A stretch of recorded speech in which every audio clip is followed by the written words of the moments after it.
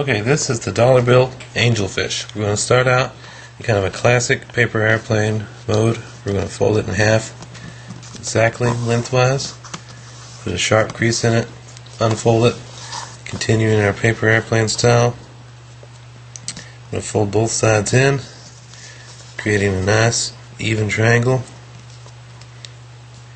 Want them to meet in the center but not really overlap, and then put good sharp creases on it, kind of like any good paper airplane starts out. Next thing we're going to do is flip the whole thing over, and now we're going to fold a line from this point here,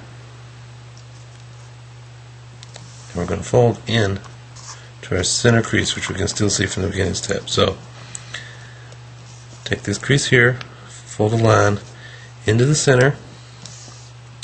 It's also kind of like a paper airplane, but you're doing it to the opposite side that you would normally be doing. Just like that. Then we're going to make the other side come down and meet it. Now when you're doing this at home, you're probably not going to want to go as fast as I need to make this video interesting. You're going to want to spend some time on each step making your creases sharp. So once you've done that, just go ahead, kind of lift it up, and unfold those pieces that are under there. So now you have something that looks kind of like this dollar bill with kind of a square at the end.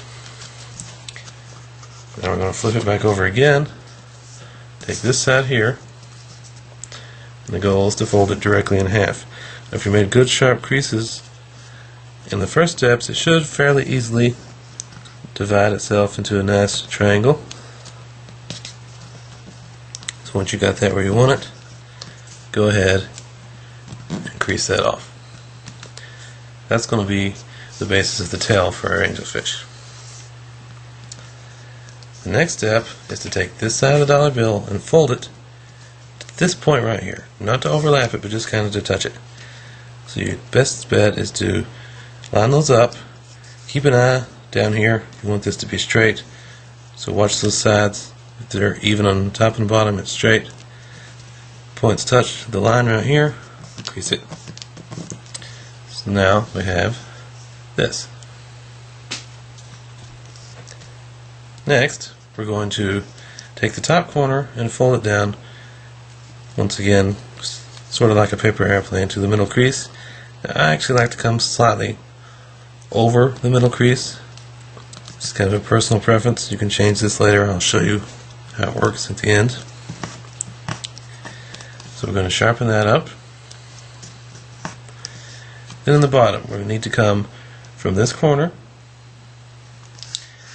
kind of to a point right in here. We're going to leave kind of a snub nose on this fish, kind of square, so you don't want to come all the way up. So put your finger down about where you want it, start to fold it, do the same thing over in the corner, start to fold that right through the center, and then crease it. Now believe it or not, this is basically your fish. So we're going to flip it over,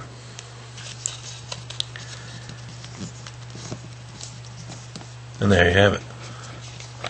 One little fish. Now, where I folded over the halfway point, that makes this top dorsal fin, and if you hadn't folded it in as much as I did, it'd be a taller fin. I think it looks better this way. I like to give everything a nice sharp crease. There you have a quick and easy angelfish.